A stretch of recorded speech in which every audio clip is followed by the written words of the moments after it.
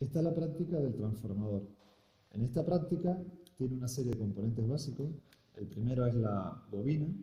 Una bobina básicamente es un arrollamiento de hilo de cobre, como se puede ver aquí, y tiene dos características básicas. Primero, por un lateral indica el número de vueltas, o lo que se dice espiras, que tenemos. En este caso hay 300 espiras. Tendremos entonces 300 vueltas de cobre en esta bobina.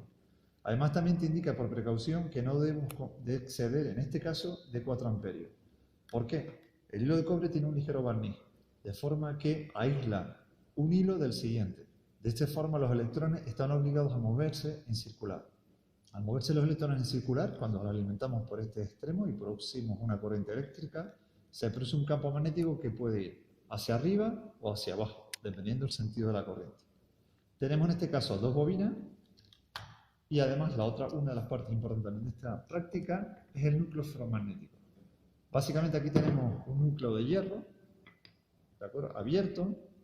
Concretamente este es laminado, se ven ligeras láminas en el hierro.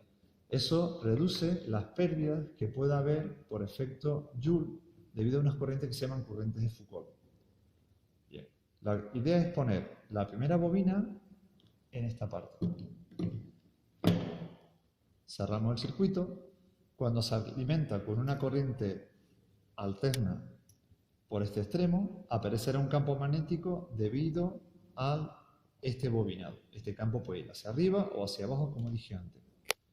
El núcleo ferromagnético tiene como fin restringir el campo magnético justamente solo a las zonas donde está el hierro, es decir, el núcleo ferromagnético. Entonces, el campo magnético estará aquí dentro, en un sentido o en otro. A continuación, conecto la segunda bobina. Si el primero se encuentra alimentado y producimos ese campo magnético pasará por el segundo y también, debido a la ley de Faraday-Lenz, aparecerá un voltaje inducido en los extremos de la bobina secundaria.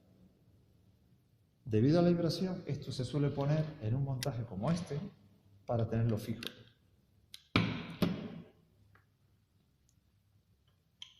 Y lo fijamos aquí arriba.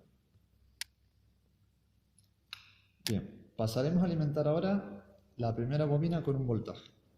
Para ello, usamos este varia, que lo que hace es utiliza o se alimenta con la corriente de 220 voltios que tenemos de la calle, y moviendo este dial podemos cambiar la amplitud.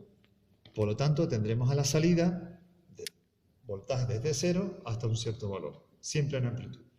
Hay que recordar que siempre es corriente alterna a 50 Hz.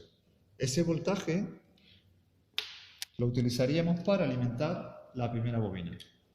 Tenemos como precaución que en serie se ha puesto un amperímetro. La idea del amperímetro es que si pasa demasiado corriente, no se llegue a dañar la primera bobina o el primario. Tiene un pequeño fusible que se fundiría antes de dañar la bobina. Concretamente, ahora tenemos puesto un fusible de 1 amperio. Bien, si estamos alimentando la primera bobina, queremos saber exactamente qué voltaje tenemos aquí en el primario. Lo ideal es usar un voltímetro y lo ponemos en paralelo a la entrada. Esto nos va a dar el voltaje que tenemos en el primario. Si aparece un voltaje inducido en el secundario, lo podemos medir con otro tester en paralelo puesto en el secundario.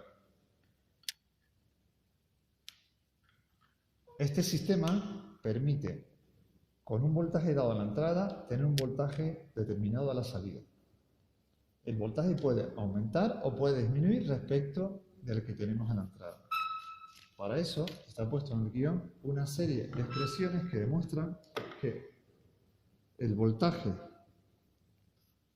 a la salida, V2, es igual a un factor que depende del número de espiras del secundario y del primario y del voltaje del primario a la entrada.